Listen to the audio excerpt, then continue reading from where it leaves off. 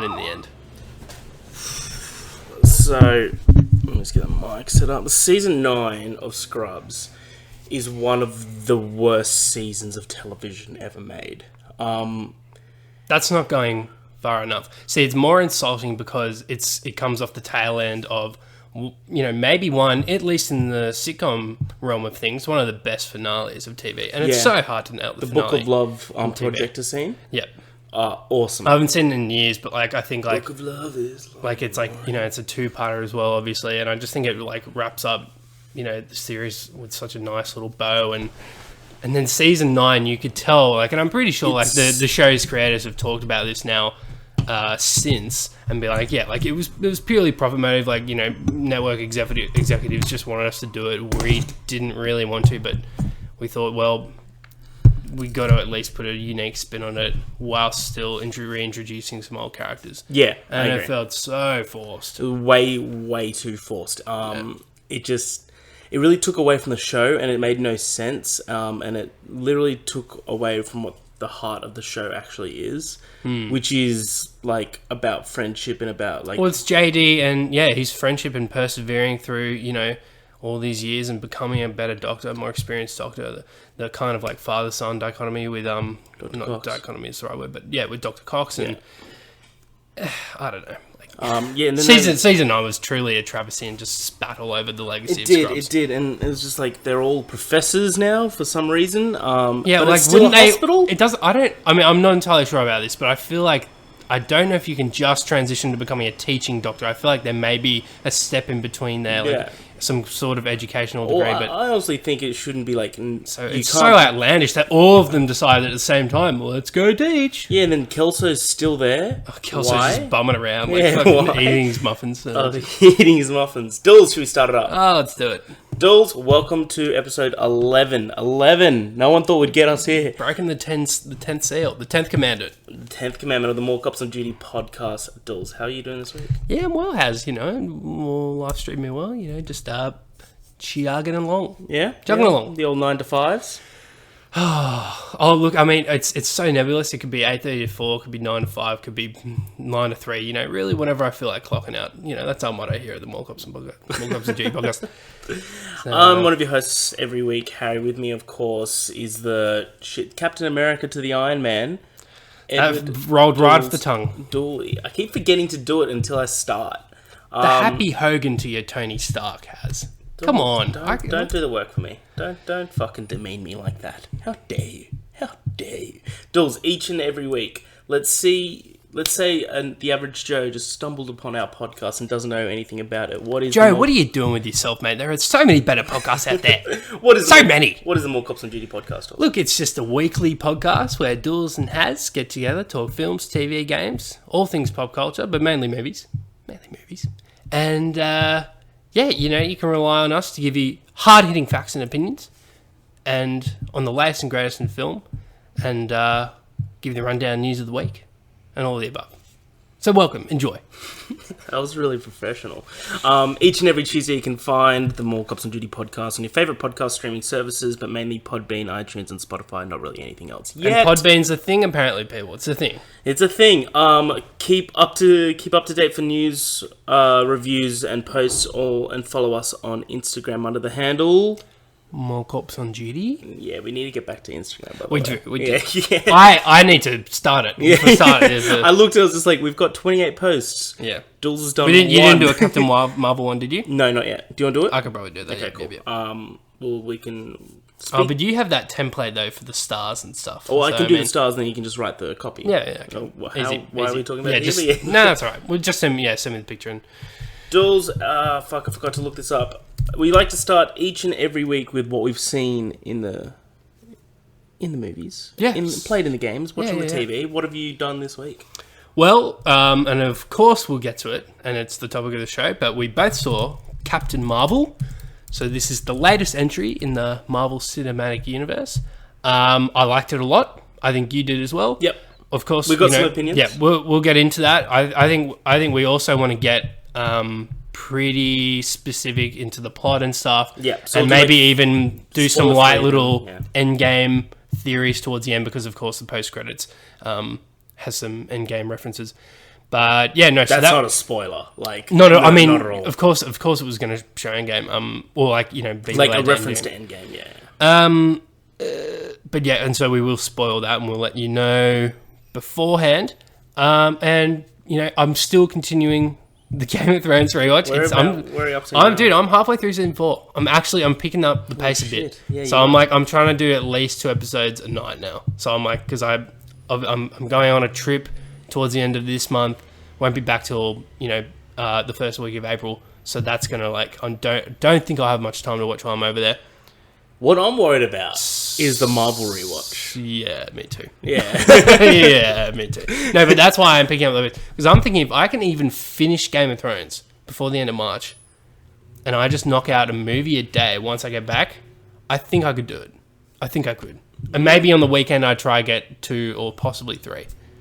I think it's possible. But it's going to be... I've put myself in a corner. I'm up to Avengers Age of Ultron. Ooh! Almost See, so finished tell me... phase 2. Let's actually get into this very quickly. I feel Ultron is like the ugly middle child of the Avengers franchise. And obviously, that's putting it harshly, even though it's still a great movie. Just compared to 1 and Infinity War, you could probably call it that. But I think I remember all the hate that it got just because it was so harshly compared to the first. And they were like, oh, it's not as good, blah, blah, blah. It doesn't... There are a few things in here which feel really a bit like too... Ultron. So do I. So, I mean... Yeah, I feel like in my rewatches of it, I've been like, what? Like, this is actually, it's really good. Yeah. Like, it's actually the only Avengers movie we've got where it's all of them together, working as a team. Not until the last scene like the first one, but it's like from the get-go, they're a team, they're a squad. They're the Avengers for like the whole movie. I also think it has the best scene in MCU history of... Also has the first reference of Tony saying like, that up there, that's the end game. Yeah. So, which is cool. I think it has the best scene in MCU history of the superheroes together without being superheroes. Oh, like the Thor hammer around the table. Thor hammer. Yeah. I thought that's a brilliant scene. Like, and I think the Russos are also really good at it with the character stuff. But I think Joss Whedon, nailed like dialogue and banter and just the humor and wit in those kind of scenarios. Where Captain America, Steve, he was picking it up and it like slightly moved, and you see Thor's face, and he's just like, oh, he goes, you got nothing. Yeah. So good, and you could totally tell. Apparently, I read up on this that just before Age of Ultron, Hemsworth went to the writers and was like, I want to be funnier. And that's why you can see his shifting character in and that definitely progressed even more so into Ragnarok, yeah. Big time. I hope they're not done with Thor. I think with that soft reboot of his character not becoming so much of a Shakespearean trope, He's and becoming more human, that now we could get more. I mean, I'm sure they would have Taika back, and I'm sure he'd love to come back. Yeah. And Chris was on record saying Ragnarok was the most like enjoyable creative partnership, like him and Taika. So I'm sure if he had was offered or approached Marvel, both of them, and they're like, yeah, can we do Thor 4? As if they'd say no. But and I would also wager that he would be the last original Avenger to continue on. But no, I agree. Yes, but I also think that it is in the works because Taika did turn down Guardians. Well, but I don't know if did he turn it down. I think he just said that he wouldn't be interested in it. I don't think it was ever confirmed that he was officially offered it. I swear, I'll look it up. That's worth looking into. But I think he also said, wow, that might have been a reason. That would be strange because, at the same time, if he had the choice, I think, he would take Thor 4 regardless. But, I think he also said, like, out of... confirms he won't direct Guardians 3. Well, that doesn't mean Marvel offered. No, but I think, and I think he also said it was out of respect because, he would have been friendly with James Gunn. I think just out of respect for him, kind of like, well, no, that's so it's literally in this article title here that's James's film. So he's obviously... Respect. Yeah. Are we able to see whether Marvel actually offered? No, I looked up offered and the word didn't come up. So they would have used that word. No, they didn't offer. I think it's just... Anyway, he was just asked in an interview if he would do it. Because I don't know what that might be yet, but I want to do another movie. Yeah, so he's hanging out with Marvel star. He says he wants to do another Marvel movie. Cool. Which Thor 4. Let's do it. And I don't know a ton about the character, but he was already semi-confirmed to be canon. But Beta Ray Bill apparently should be a huge part of the next one. Oosh. Do you know much about him? I mean, I'm sure you know a little bit. Not much. He's like Thor looking, and he's actually the one who wields Stormbreaker in the comics. But he has like a fucking, like he has like an eagle head for a face, and and then the rest of him just looks like Thor. It's wacky, but it looks so awesome. But he's in Ragnarok. His face is one of the big faces on the side of that gladiatorial tower with Hulk's at the front, and Beta Ray Bills is on the side. If you look up, and if you type in MCU, you will just see that on. That's I got what you mean. But that's cool. Yeah, rad. That's awesome. Yeah, man. We'll tackle Captain this could Marvel easily be a Marvel podcast. Any podcast we do can be a Marvel podcast, dude. We'll tackle some MCU at the end with our topic of the show. There was another thing that we went and ventured to. We saw the documentary Free Solo. Won Best Documentary at the Academy Awards this year, about Alex Holmond. That doesn't sound remotely correct. I think it is, though. I think it's Hummel? Holmond. No, Alex Hummel. I don't think it's Hummel. No, it's Hummel. Yeah, good work. No, Honnold. Alex Honnold. There you go. Got it. We've come this far. Okay.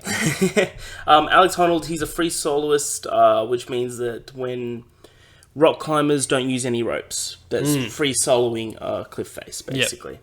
And it's about him free soloing El Capitan in the Yosemite region. Yosemite, yeah. Which is an enormous cliff face. It's over 3,000 feet tall. Yep. It's huge. What a documentary that was. It was... So, of course, the actual parts of him climbing El Capitan are just unbelievable. But the way it was shot... Beautiful. Like, I could have been fooled. I could have thought they were using IMAX cameras. Obviously, they weren't. These are like small-time documentarians.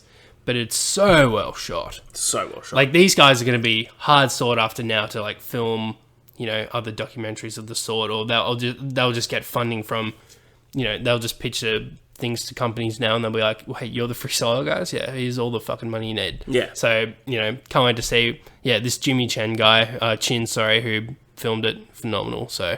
Yeah, he's awesome, man. Did you see them collect the award?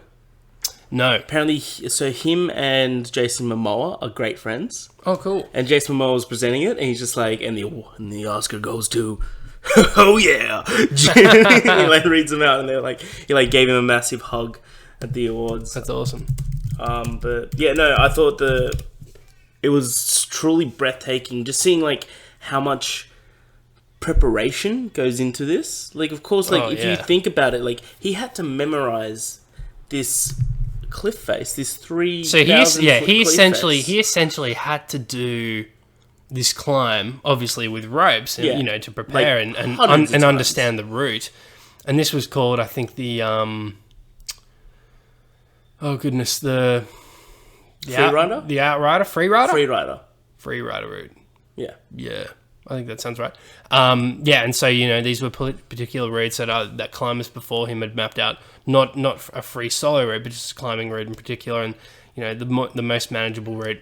And there were, I think, pitches. I think they called them, which were just little just more difficult areas, and they would all have unique names. I loved the really the boulder problem. Yeah, the boulder problem. The apex curve. Or no. I don't know. It was there were a few, but and they had all these wacky names and kind of and just for the boulder problem, for example, just gave you the idea that this is going to be a problem. Yeah. And it was. And dude, and you were watching him, and what I couldn't believe, and I think they maybe did that to build suspense, but what I couldn't believe was that we never saw him in a practice run successfully pull off the boulder problem, the karate leg kick. Yeah, we're kind of spoiling it a little bit right now, but I mean, obviously he doesn't fucking die. They made the documentary, and he's been doing accepted the Oscar. Yeah. But I mean, it's not about whether he completes the climb. It's the journey, and it's watching him do it, because it's just so visually stunning. It's so well shot, man. It's beautifully shot. Blows you away. I loved how there was like little things in this documentary that they didn't have to show, but they really did.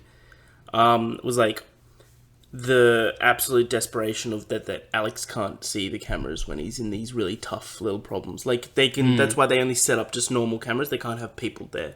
Yeah. Because slight variations, slight vibrations might make him fall. Yeah. One slight mistake he's done. And they had that talk. They showed the talk of like, what happens if Alex falls? Yeah. Like straight away we call 911 and we do, and then he's just like, and we're not putting this movie out.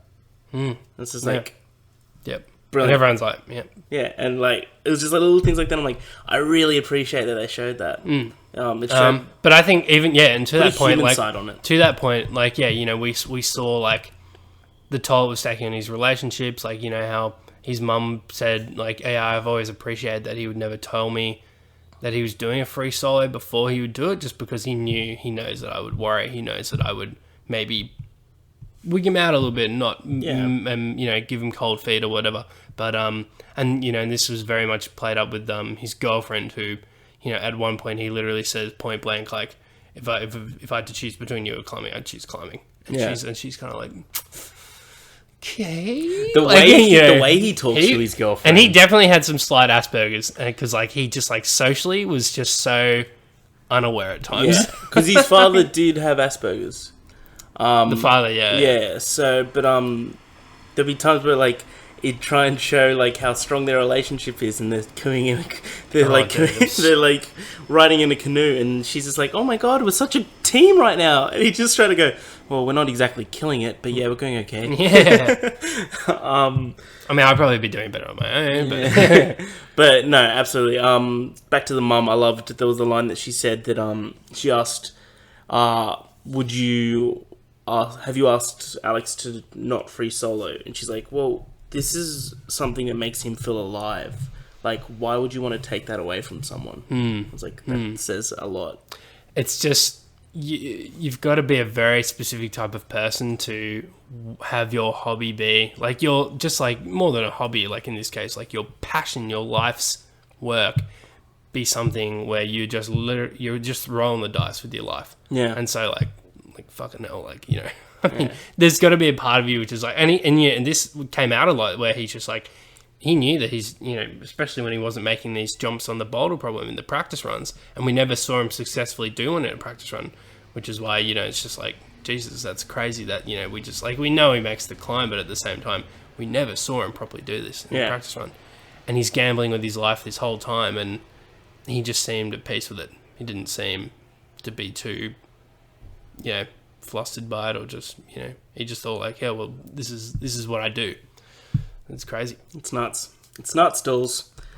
But in essence, should the the listener go see, if it's still out? I think it's still out. I think you need to see it in a cinema. Otherwise it's just the impact isn't quite there, and that's not because it's not a gripping documentary. Otherwise it's just because there are just some documentaries where it's just the experience is that much more enhanced on the big screen. So, yeah. No, I agree. 100%. Dools, should we go into the news of the week? Let's do it, Has. Give us a jingle. Damn it. It's the news of the week. That was terrible. Oh, wow. I would cut that the fuck out. No, I'm not cutting that out, dude. I hardly edit this shit. Wait, so all those things I said about killing small children, you've kept them... Wow, I gotta edit this now, don't I? There was something I had to edit last week, but we won't mention what that was. Okay. Yeah. Tell me off it. Yeah. Dools, Brightburn got a new trailer. Trailer 2. This is that James Gunn movie, isn't it? This is... That's all I've been seeing. Produced by James Gunn. Produced? See, I wouldn't have known. I thought he was directing and starring. The visionary director of Guardians of the Galaxy. Oh, okay. So, I dare say I've been misled. I know. Wow. So, written by two Gunn brothers. It's basically it's if Superman's origin story was a horror movie.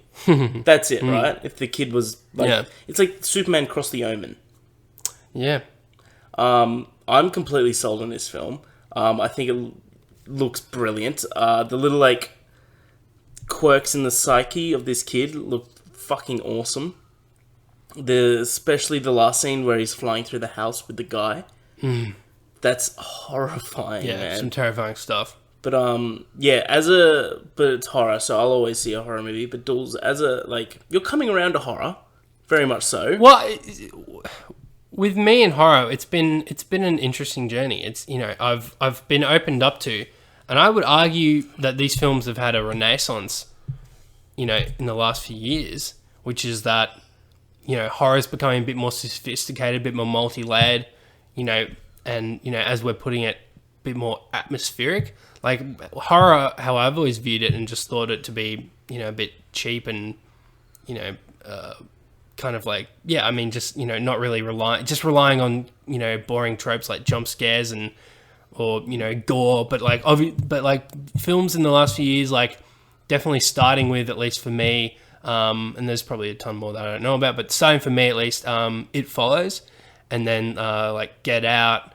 It more recently as well, just like making, like, not relying on blood and stuff. You know, there is a little bit in these films, but at the same time, like, it just adds tenseness, stress-inducing kind of, like, you know, scenes and performances, like, you know, and if this is what horror was always meant to be, then fucking yeah, I'm all in, dude. Like, I honestly think you need to watch Hereditary. Yeah, okay, I probably do. I'll watch it again.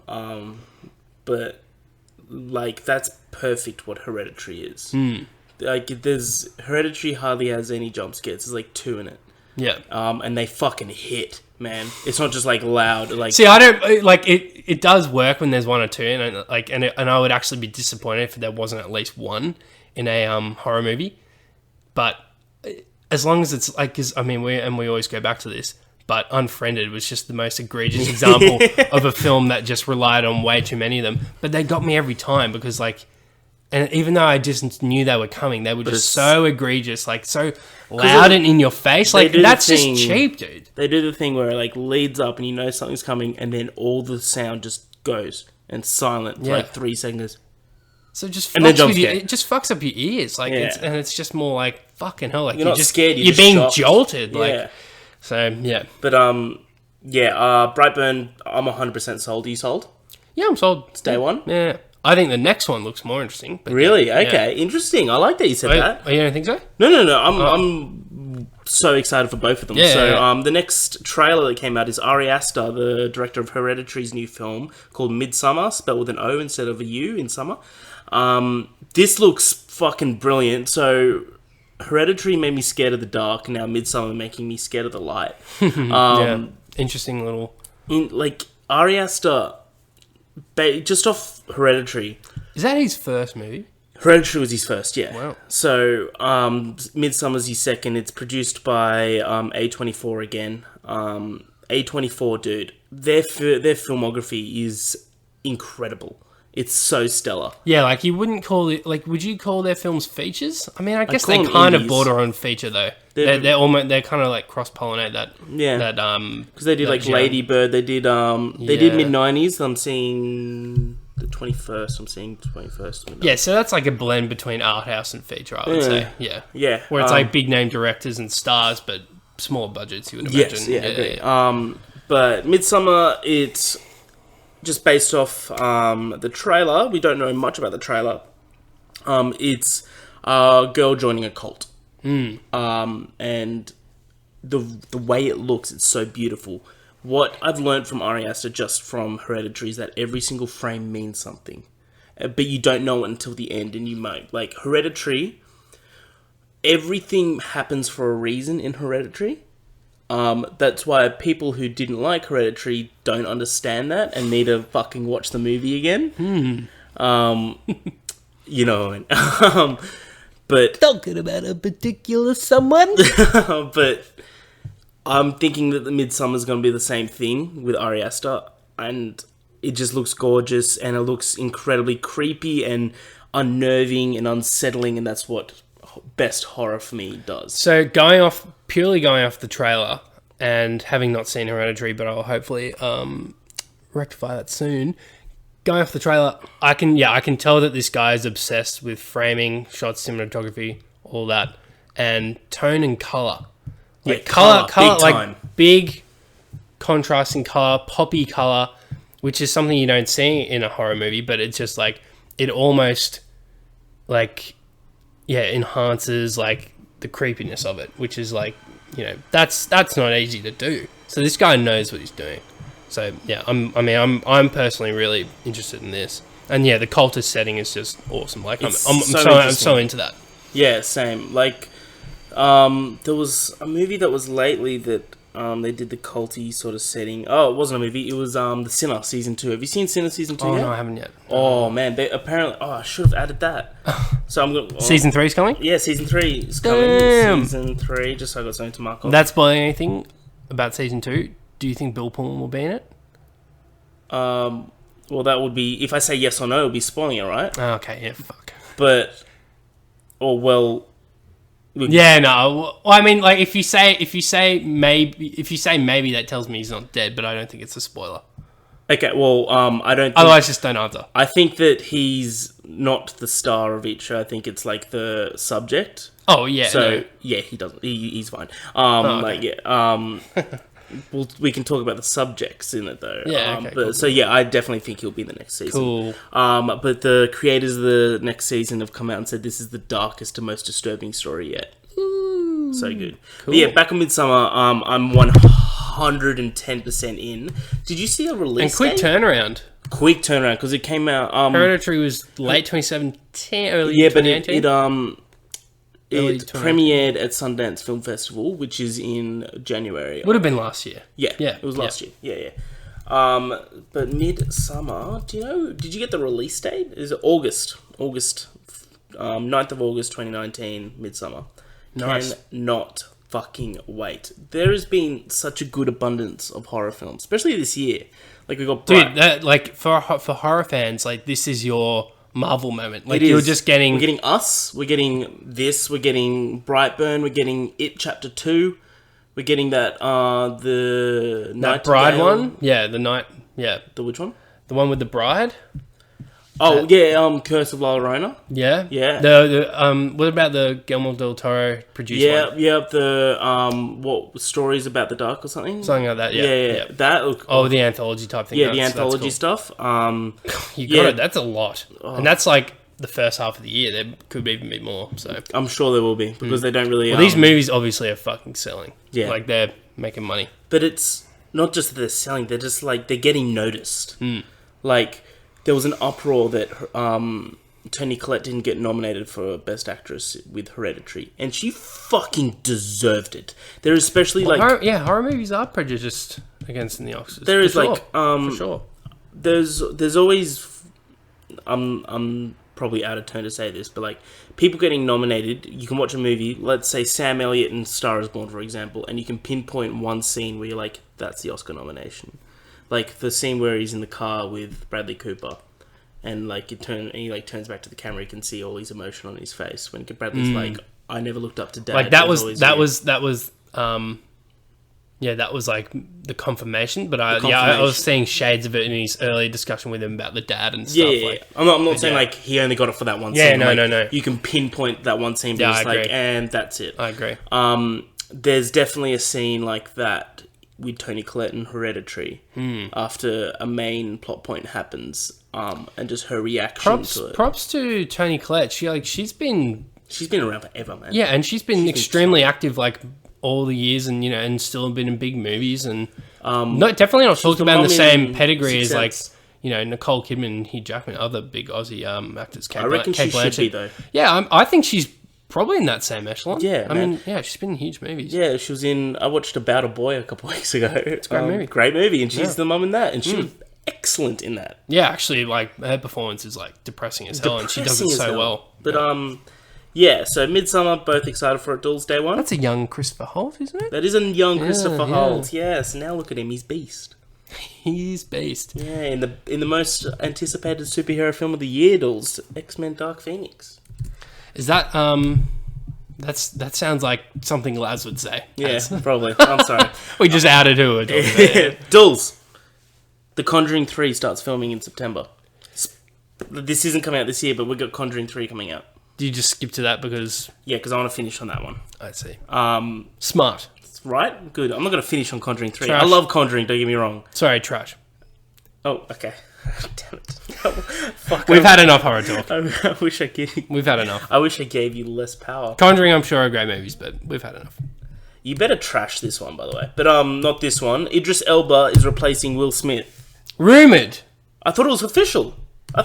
Now. I heard it was rumoured. Now I think it was official. Idris Elba replaces Will Smith in Suicide Squad, by the way.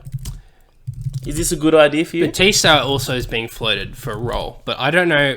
But what confuses me about reportedly, that... Yeah, reportedly. Well, to replace...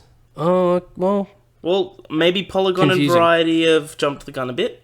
In talks to replace. That's yeah, I mean, that's just headlines. I mean, it could be just headlines. So more or less, I think it's probably safe to assume that he will. What confuses me about... Also, there's another rumour that Batista might be joining Suicide Squad. The only thing that confuses me about that is that Zachary Levi was the first to shed light, and maybe there's discrepancies and exceptions to the rule, but he was the first to shed light on this whole thing about like, oh, well, you know, I was so glad that my character, you know, in brackets, Marvel character, whatever his name was killed off because that gave me the ability to, you know, pursue the Shazam role. And well, I'm so not that sure kind if of... that's right, because there's the guy in Shazam that's in Captain Marvel and Guardians. Right, but I mean... Leads, I think, are different. Right. Some, like, you know, talking roles, speaking roles would definitely be slightly different. This guy, he's in... That's a slightly lesser role. He's in Aquaman and he's in Guardians. Okay, well, so, I mean, yeah, there are probably exceptions There's to the exceptions, but yeah, I know you mean, like, but I feel Evans being... But say, for example, Batista was cast as Bane, which I definitely think he would perfectly suit. Oh, yeah, that'd be brilliant. Would Marvel let that fly, though? Like... When he's Drax the Destroyer, a somewhat similar character in Marvel. I mean, I don't know how that would work. Yeah, that'd be tough. Yeah, like, I mean, if Marvel... Yeah, I'm sure there are things in the contract, like, you know, just like, oh, well, I mean, can't outright work with our competitors and, you know, become a lead in their pillar franchises or whatever. But, I mean, who knows? I mean, if that can work, then awesome. Like, you know, I think... I'm a big fan of Idris Elba, so this has kind of sold the movie. Yeah, so Idris Elba, yeah. James Gunn directing, he's writing it. I was like, this has really got a chance. Personally, I think Idris Elba is a better actor. So, yeah, I think I'm happy with that. You think Idris is a better actor than Will Smith? Yeah. I agree. Yeah. I agree. I agree. Especially with his Oscar award deserving a performance so far in Hobbs and Shaw. I mean, it's a very safe prediction. It's a safe... It's the safest prediction I've heard all year. Dools! Sonic the Hedgehog has a new look. Before we throw it in the trash, have you seen it? Yeah, have you? Oh my god! It looks Imagine horrible. This is what I have to say about this. If you're a Sonic fan, then this is what you get for being a Sonic fan. This is what you get. Like, if you're actually... Look at this fucker. Oh my god, dude.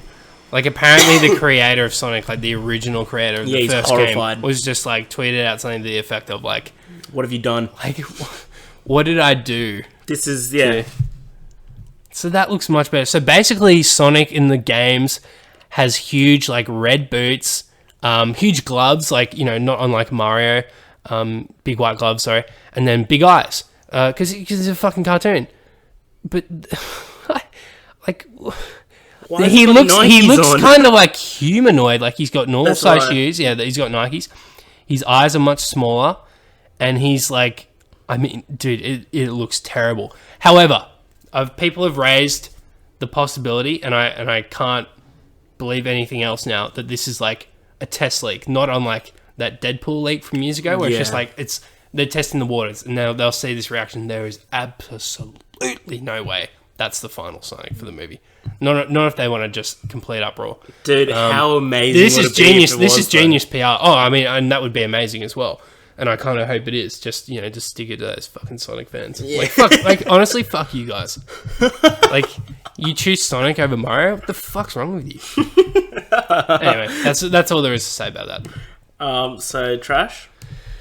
Throw it in there. All right, it's into the incinerator. Dools, we are ripping through this news week. We are. Last point of the week. I actually got a small news item we can add, but we'll do it after this. Do you want to do it now? Because this one will probably take us a bit. Oh, yeah, okay. So basically, with Triple Frontier gracing our laptops in the I think in the next week. I think it's this week. I thought, was it next week? I think it's March 13 or 12 for us. Yeah, it's so next Friday. Yep. Can't wait. It looks like a star-studded... Well, it is a star-studded, just action blockbuster. Reviews are telling me, like, you know, don't expect, like, an overly complex plot. But I'm like...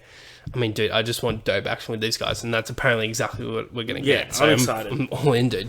I'm excited. Disappointed there won't be a theatrical run, but that's all right. I mean, not the end of the world.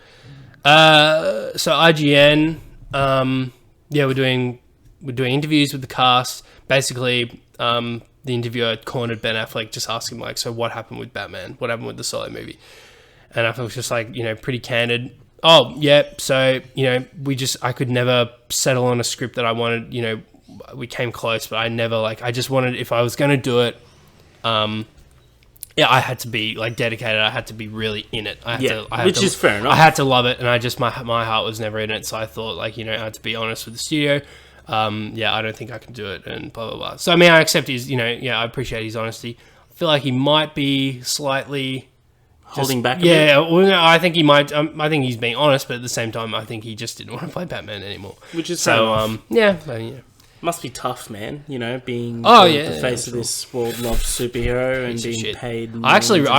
He was one of the saving graces of the DC. Man, he gets so much hate. He's fucking awesome as Batman. He was great. He played a perfect, gruff, older, pissed off Bruce Wayne. Like he was great at it. I like them shoes. Still one of the best lines. Still one of the best delivered lines as well. That's all right. Jake Gyllenhaal's still actually being floated as the Batman pick, but that'll be another Marvel DC snafu, so I'm not sure how that's going to fly. But we'll see be very interesting. It's going to be real interesting to see how they choose as Batman. We'll see what happens at the end of Spider-Man as well. Dude, they're going to keep Jake Gyllenhaal. Are you kidding me? They're setting up the Sinister Six, bro. Big time. So yeah, if they're going to keep, and I think with someone like you got star power like Keaton, and the fact that he survived at the end of the last one, and Gyllenhaal, they want Sinister Six to be how good huge. Is that? Do you reckon that's already a sick lineup? Do you reckon that's going to be Spider-Man 3 then?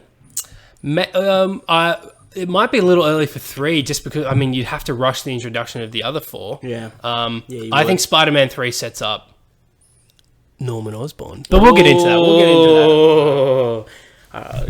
That's what you think the Avengers Tower is going to be. Oh, yes. Dools. Last point of the news. Oscar Isaac might be Snake in the Metal Gear Solid movie. Thoughts? Queries? Dun, dun, dun, dun, dun.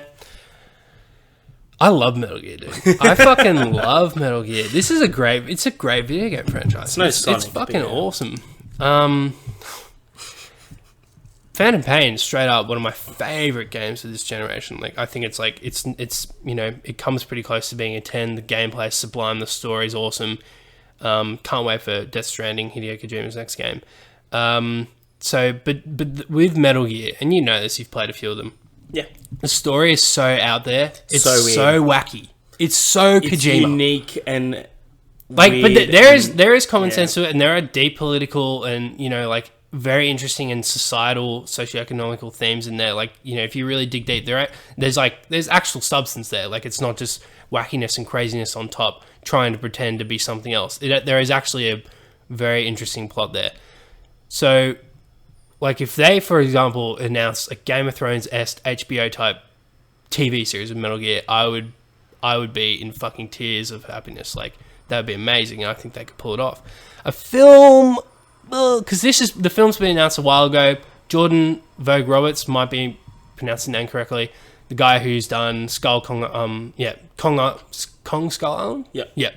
Have you seen that yet, by the way? No. It's fucking good, dude. It's actually really good. I've been meaning to. It's on my Netflix queue. Yeah, it's really good. So anyway, I think that's his only film as far as I know. And I mean, if that's his only, you know, like, I guess, pedigree, you know, example to go off from filmmaking, then, you know, that's fine. I think he's capable cinematography wise. It's very impressive, you know, performances and stuff. You know, he's clearly a capable director. And another thing which is very important is that he's clearly a huge fan of the series of Metal Gear. So he's done multiple public talks with Hideo. They get along famously. You know, the guy just knows Metal Gear in and out, almost like Kojima himself. And, like, so that gives me a lot of faith. Yeah. A lot of faith. Yeah. But to pull off Metal Gear, like, this would have to be a huge series. Like, do you reckon it'd be a trilogy? At minimum, like, if I had to guess, and from what I understand, like, he's definitely going to try and blend a few of the games in one, maybe do a bit of time skipping, and that could be an interesting way to tackle it, actually. Maybe, like, half the film's Big Boss, the other half Snake. You could actually pull that off. And the only thing that tells me that is that, but when it was, I think, late last year, Metal Gear's 31st anniversary, basically what he did was 31 days of, he's like early 50s, 31st anniversary, so yeah, he did 31 days of Metal Gear movie, like, concept art. And it was a ton of dope concept art. Basically, we saw things like geckos, which were little enemies in Metal Gear 4. I'm getting real deep with this. Enemies in Metal Gear 4, kind of like in the what do you call it? Like Shadow Moses setting, where Snake was, like, you know, younger in the first 20-year anniversary. So, no, it was the 31st. Came out in 1998. That's Metal Gear Solid. The first game was Metal Gear. Got you. You fucking novice. So, yeah, so basically the guy is clearly a huge fan that gives me a lot of faith.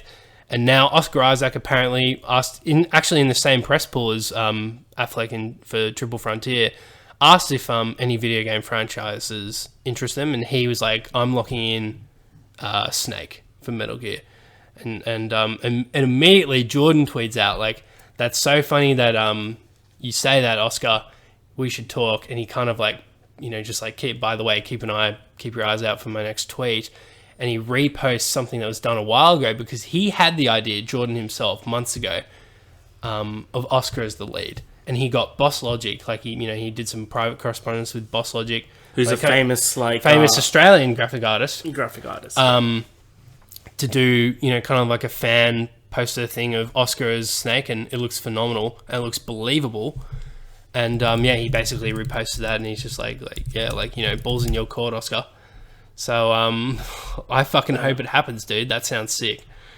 So yeah, this is sick. That's it. Yeah, looks perfect, dude. That's sick. Yeah, looks perfect.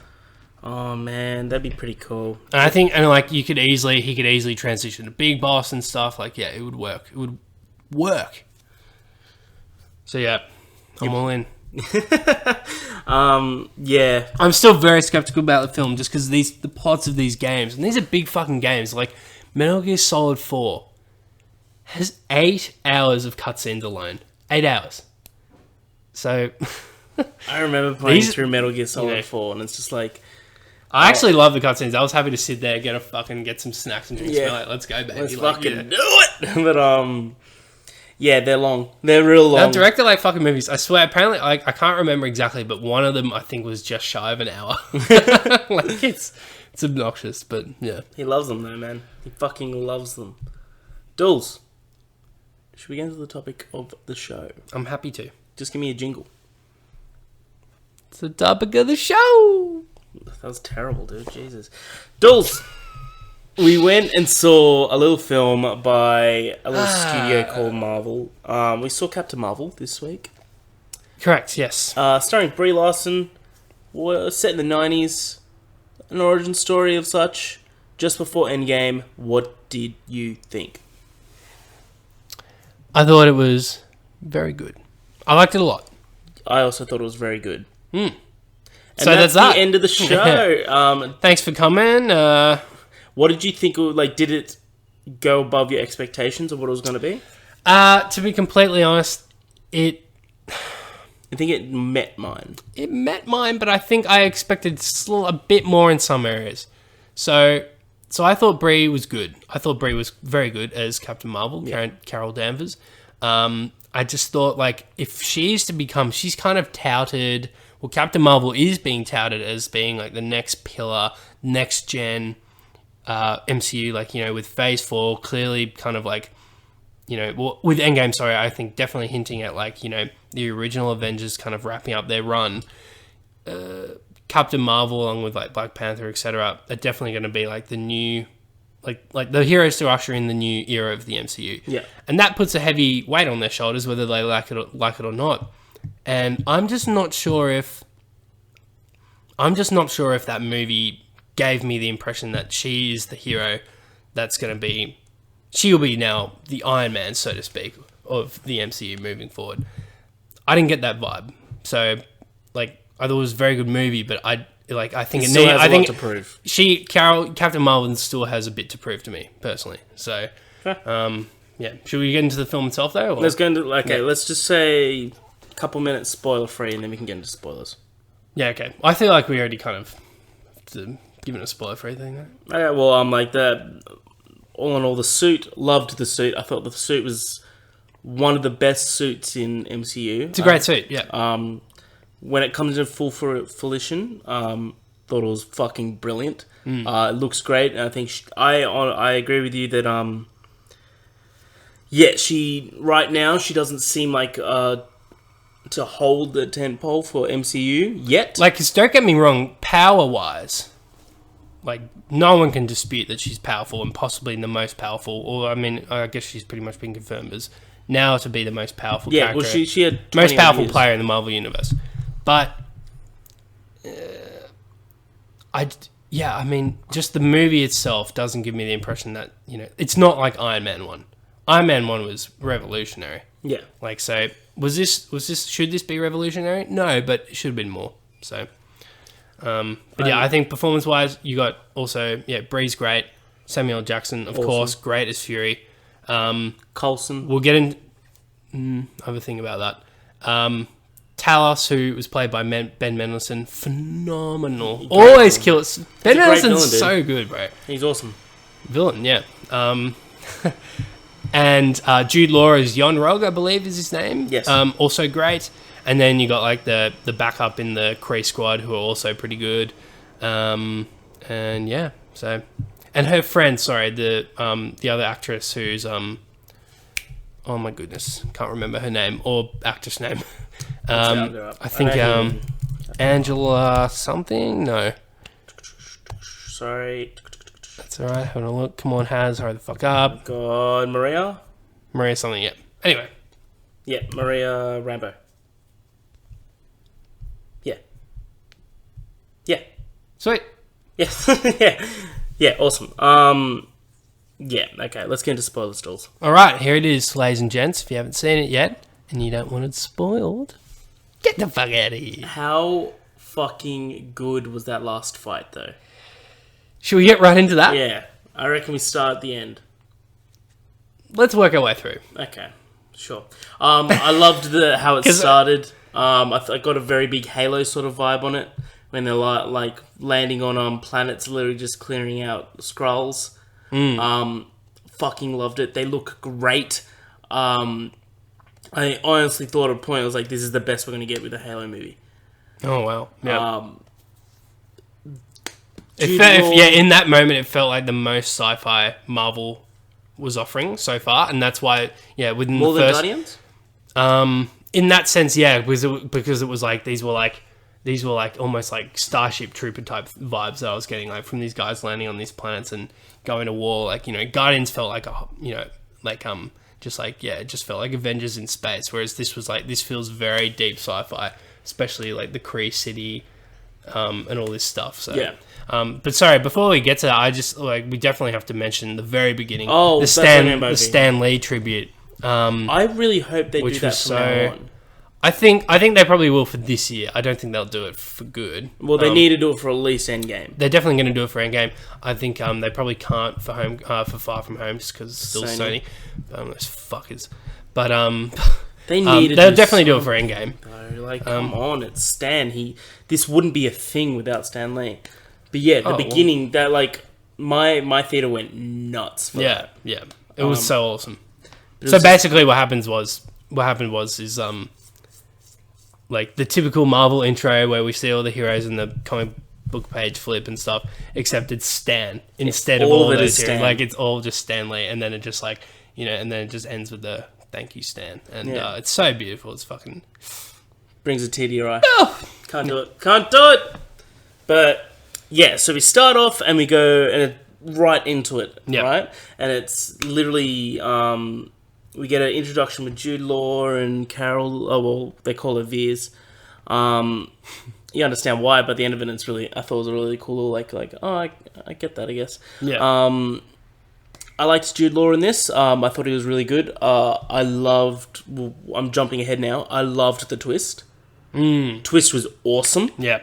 Um, I didn't see it coming. I kind of guessed at the beginning. I was just like, Well, I mean, I could have seen Jude Law specifically maybe turning. That's what I mean. But I didn't see Skrulls and just not being the villain at all. No, I agree. Yeah. 100%. But yeah, they go onto the planet. Very big Halo vibe, Starship Troopers vibe. And then Veer's Carol Danvers gets taken. Yeah. And she wakes up to being like basically brainwashed, like they're trying to delve into her mind, like an Inception sort of type. I love those scenes where they're trying to delve into the mind.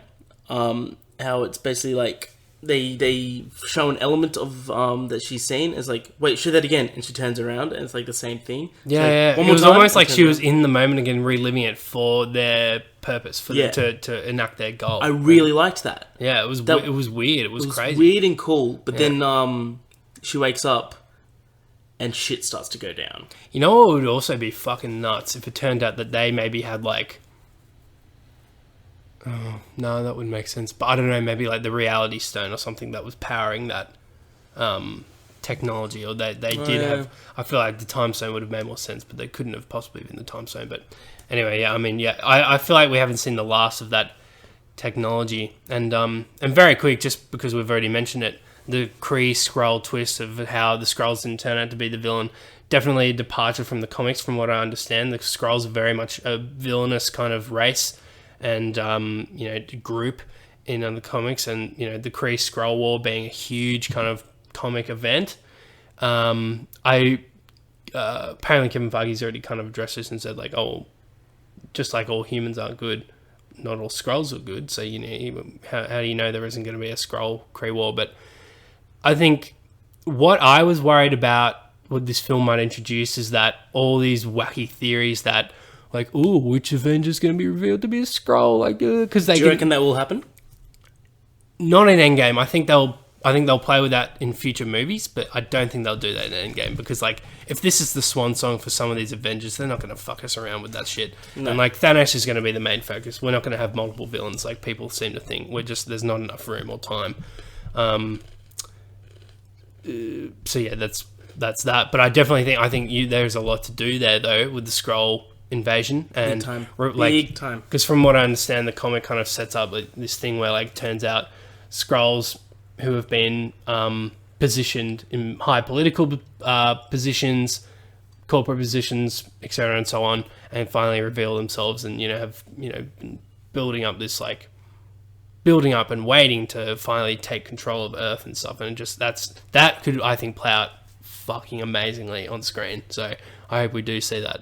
And and the lead Skrull, Ben Mendelsohn, we got to give a shout out for his performance. Excellent, just so good. And he didn't put on any accent. He was very Australian. Yeah. I love that. Very Australian. I love it. He was just unabashedly Australian. Yeah, like, which I'm all for. Because I heard him straight away. I was like, "It's Ben fucking Mendelsohn. He's a Skrull." Like, yeah, exactly. When he was like in human form, I was just like, I know he's a Skrull, but I'm like, is this really just going to be like a dictatorship, another dictatorship sort of villain? Well, when we actually first see that guy, if you notice, his accent's a little different. So he does put on a slight accent, like slightly American. So is he the guy that she woke up? Yeah. Oh, that's Ben Mendelsohn. Yeah. Oh, wow. Okay. Yeah, when Talos is the one talking to her. Right. Yeah, that makes a lot more sense. And confronts her just before she gets on the skateboard, and she's like, oh, we're just talking. And but then when we see that S.H.I.E.L.D. director guy who's talking with Fury, he has a slightly different voice when that's actually Ben Mendelsohn, right, human version. And then you do notice the change in accent a little later, so which is interesting. So there was a point where where we see that guy when he wasn't possessed by, or when he wasn't a Skrull double. So right. Yeah, interesting, interesting. But Brie Larson on a whole, we've already said it. She's great. Suit's brilliant. What do you think of the 90s vibe? I don't think it played into it that much. I thought it was cool. There's a couple references, a couple good jokes. Yeah, when they put in the CD and they're like, "Oh, that was funny. That was awesome." Yeah, and Talos rolling his eyes like, Jesus, like he's like, "What's happening?" And Samuel's just like, "It's loading." Yeah, that was funny. I thought it was good, but I agree. It didn't really play much into it. which I'm okay with. Like, I'm okay with it not being a character. I just think, yeah, but it would have been a little silly at some point where it's just like, like how many times is she going to fly into a blockbuster and I think that was enough. fucking look, have the camera pan and focus on a Radio Shack for 10 seconds. It's like, do you get it? Do you get it yet? I thought the best reference was the Stan Lee cameo. Yeah, so I'll let you take this one because I don't know much about it. But yeah. So during the film, we're spoiling everything, right? Yeah. So during the film, Carol landed on Earth in the blockbuster and she's chasing down Skrulls. And she chases one onto a train and she's walking past trying to find who the Skrull is. And she walks past Stan Lee, who's memorizing his lines when he's for his role in Mallrats. Which is... And he plays as himself. So this is officially the most meta cameo. Yeah. Like... So Kevin Smith is in the MCU. Wow.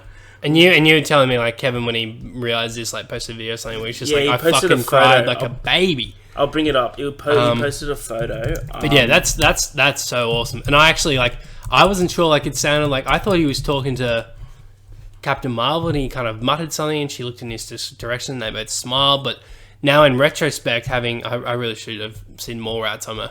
Oh, wow. So Kevin Smith said... God, look at him. He looks like fucking Kramer there. Kevin Smith said... I just saw Captain Marvel. I'm a blubbering mess. After a lifetime spent referencing the movies just reference me. Many thanks to Marvel Studios, Ryan Fleck, Annie Bodden. Yeah, that makes him canon in Marvel. It does. And to my friend Stan Lee for the cinematic shout out. But if I'm now part of the Marvel Cinematic Universe, I have only one question. Did I survive the snap? Brilliant. Yeah. And it's a photo of him in tears. Yeah. Fuck yeah, man. Fuck yeah. That's it. Yeah. So in retrospect, that is a really cool moment. I wish I had been a bit more pop culturally self-aware. I went nuts when I saw that, dude. Yeah. Like, you fucking went up. I saw it with a friend from work, and I was just like, dude, it's Mallrats! And she's like, what? I was like, you missed it. You missed it. Also, the little True Lies reference when she was in the blockbuster. Oh yeah, and it was like Jamie Lee and Arnold, and she shoots it. Brilliant. Fucking awesome. Dools, what do you think of Samuel Jackson? The whole movie. So I've got in my little notes, Fury might have been the best part. Yes. Goose was the MVP though. Goose was so good. How did I forget to put Goose down? Flirkin', baby. Flirkin'. Dude. He was flirkin' out of control, I reckon man. Goose with Fury was the best. We haven't seen the last of Goose. No, definitely not. But, like, especially just the little things of, because we don't know how Flurkins age, so Goose could still be around. That thing swallowed an Infinity Stone. Yeah. What? I loved it. I loved how there's, like, 10 people in front of them, and they're just like, go, cat. But, like, they're, like, flying, they're, like, avoiding jets that are shooting at them. And the cat's just on the dashboard. It's like, who's a good kitty? Who's a good kitty? Yeah. And it's like, I love Fury, man. Oh, dude.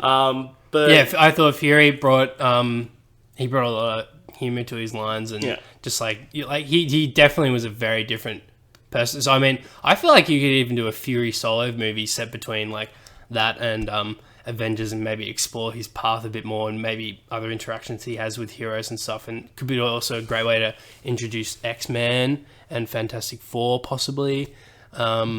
If you want to have that set a little later back, Fury's a great conduit for that. Because you feel like you contrast him, Fury, in Captain Marvel to Avengers. He's become a bit more jaded and, just, I guess, like, skeptical, not really right. I don't know, just a bit more, like, fed up with shit.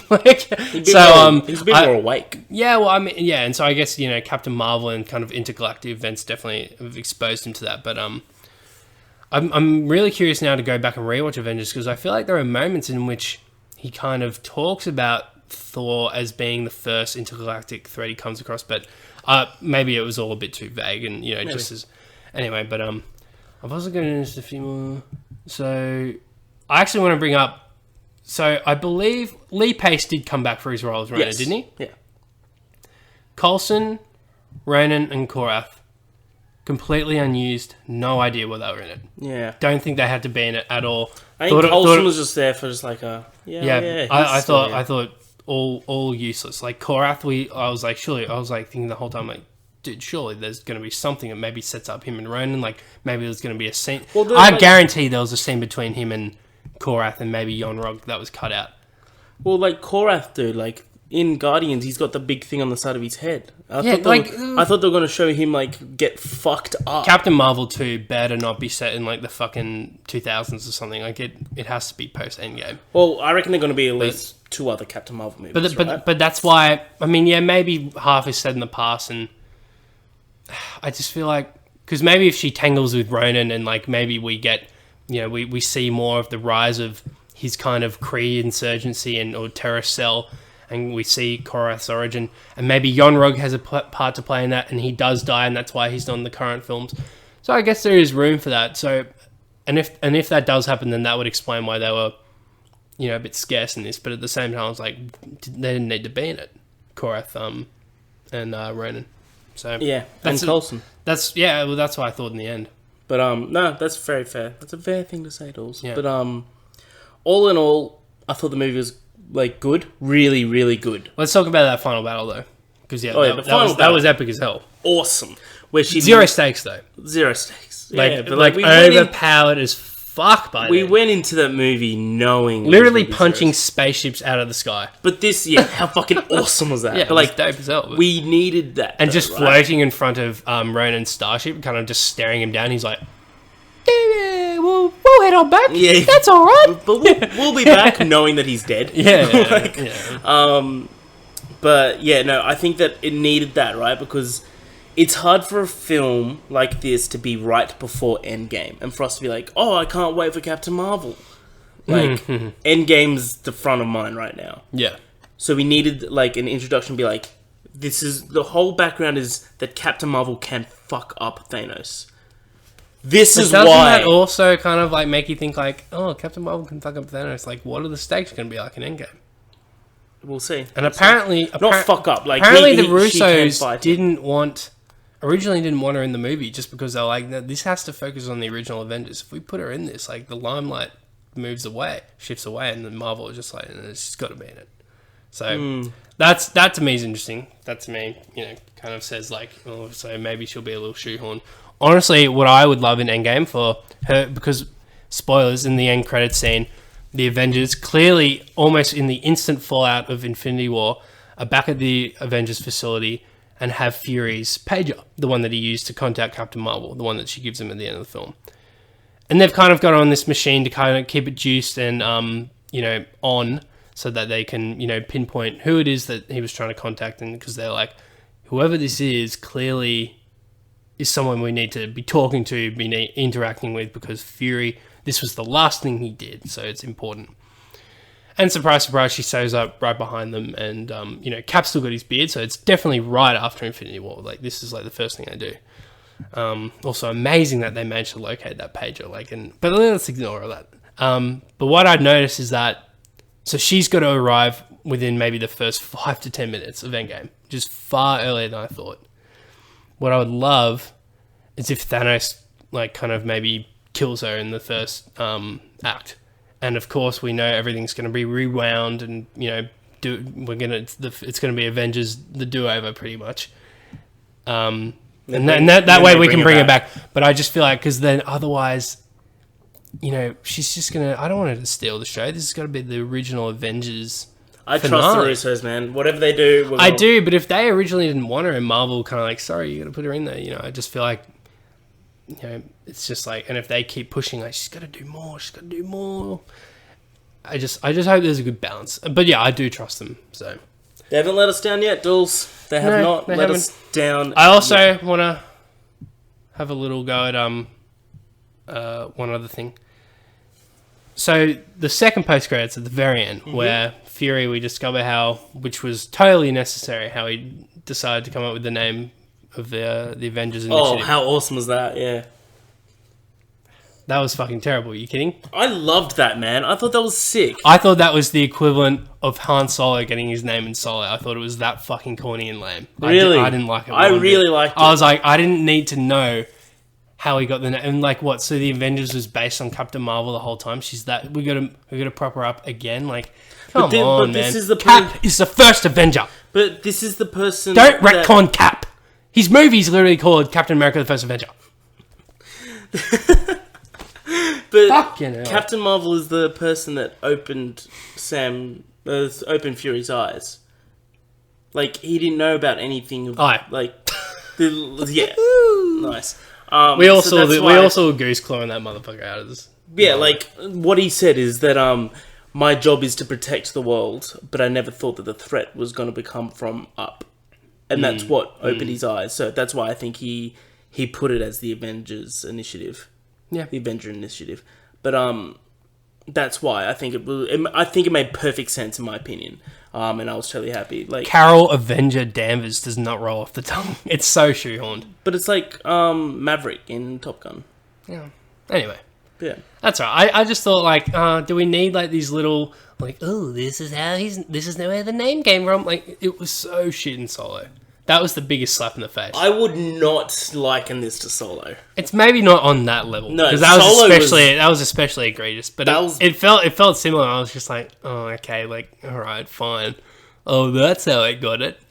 Gee whiz, that was keeping me up at night. I thought that was awesome though. I hated how they did in Solo. Yeah, So, yeah.